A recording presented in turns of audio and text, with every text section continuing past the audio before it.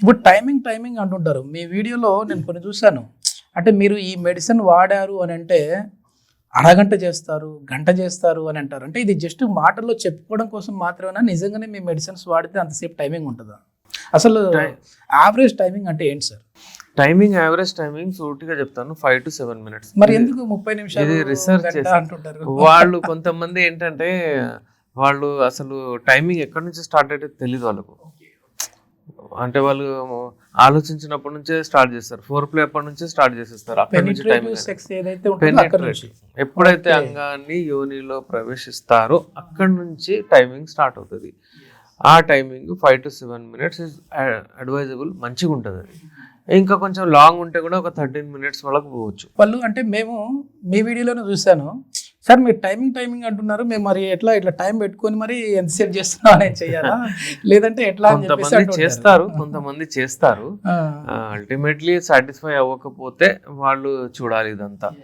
లేకపోతే అది ఇద్దరు వదలంటారు సాటిస్ఫై ఇద్దరు. అయితే అది టైమింగ్ తో అసలు సంబంధం లేదు, లేదు. అది లేదు. 2 నిమిషాలు చేసినా 10 నిమిషాలు చేసినా ఆ. ఓకే. ఇప్పుడు ఎవరైతే సఫర్ అవుతారో, ఎవరికైతే ప్రాబ్లం అవుతుందో వాళ్ళు చూస్తారు అసలు ఏంది ఇంత అప్రాక్సిమేట్లీ చెప్తారనమాట అట్లా. ఓకే. ఇప్పుడు 13 minutes కంటే 25 minutes 30 minutes అంతా టూ లాంగ్ అయిపోతుంది, అది బోరింగ్ అయిపోతుంది యూజువల్లీ. అయితే వాళ్ళు ఏం చేస్తారు, కొంచెం గ్యాప్ ఇచ్చేస్తారు. అప్పటిదప్పుడు గ్యాప్. మీరు చెప్పే ప్రశ్న ఏంటంటే ఎంతసేపు అంటే అరగంట చేశారంటారు కదా అని. అయితే వాళ్ళు చేంజ్ చేస్తుంటారు, పొజిషన్ చేంజ్, అది చేంజ్, కొంచెం సేపు ఆగుతారు, మాట్లాడతారు, మళ్ళీ మొదలు పెడతారు, అదంతా కౌంట్ చేస్తారు. ఓకే. అలా కాకుండా అడ్వైజబుల్ ఒకటేసారి పెనిట్రేట్ చేసిన తర్వాత, స్ట్రోక్ స్టార్ట్ చేసిన తర్వాత 5 to 7 minutes చేస్తే చాలా అంత చేయగలుగుతారు.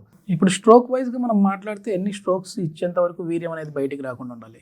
నార్మల్లీ ప్రీమేచర్ ఇజాక్యులేషన్కి ఒక స్ట్రోక్స్ ఇంకా టైం రెండిట్లో చూశారు. మినిమం అంటే కూడా 20 strokes మీరు డెఫినెట్లీ ఇవ్వగలగాలి. దానికంటే తక్కువలో వీర్యం వెళ్ళిపోతే ప్రీమేచర్ ఇజాక్యులేషన్, శీఘ్రస్ఖలనం. ఒకవేళ టైమింగ్ 3 minutes లోపల అయిపోతే శీఘ్రస్ఖలనం. అట్లా మీ మెడిసిన్స్ వాడితే ఎంతవరకు టైమింగ్ పెంచుకోవచ్చు, ఎన్ని స్ట్రోక్స్ అనేవి ఇవ్వచ్చు? నార్మల్ ఎవరికైతే ఇండివిజువల్స్కి వాళ్ళ ఎనర్జీ ఎట్లా ఉంటుందో అది వచ్చేస్తుంది. కొంతమంది ఏముంటారు తెలుసా, గిఫ్ట్ టాలెంటెడ్ ఉంటారు. నేను చాలా పేషెంట్స్ని చూశాను, వాళ్ళు ఏమంటారంటే మేము కలిసాము, మా వీర్యం వెళ్ళిపోయింది, మళ్ళీ కలిసాము, అప్పటిదప్పుడే 5-10 minutesలోనే మళ్ళీ ఎరెక్షన్ వచ్చేస్తుంది. అంటే సెకండ్ టైం ఇప్పుడు వాళ్ళు రౌండ్స్ వైజ్ చెప్తారు, సెకండ్ రౌండ్ లో ఎక్కువసేపు ఉంటామంటారు. మళ్ళీ ఆ రోజు నేను 4 సార్లు చేశాను అంటాడు. No. అలా కూడా ఉన్నారు. ఏంటంటే వాళ్ళు గిఫ్టెడ్, కొంతమందికి ఉంటుంది, ఓకే. కొంతమందికి అసలు 24 hours పడుతుంది. వాళ్ళు కూడా అసలు అసలు కాదు. వీర్యం అనేది మన బాడీలో ఉత్పత్తి అవ్వడానికి ఎంత టైం పడుతుందండి? చూడండి, యాక్చువల్లీ ఎప్పుడైతే ఎజాక్యులేషన్ అవుతుందో మాక్సిమం 2.5 ml 3 ml 4 ml వెళ్తుంది అనుకోండి మ్యాక్స్. ఆ వీర్యం వెళ్ళిపోయిన తర్వాత మళ్ళీ అందులో ఉత్పత్తి అవ్వాలంటే నార్మల్లీ 3 days టైం తీసుకుంటారు.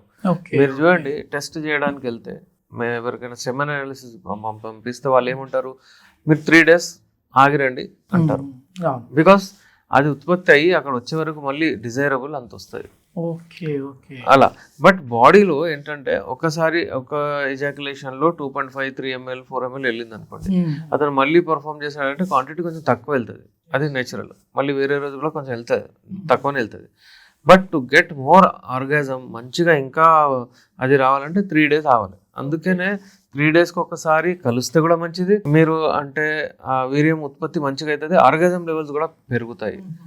So best advisable is weekly twice అని సెక్స్ కూడా చెప్పారు, బుక్స్ లో కూడా ఉంది.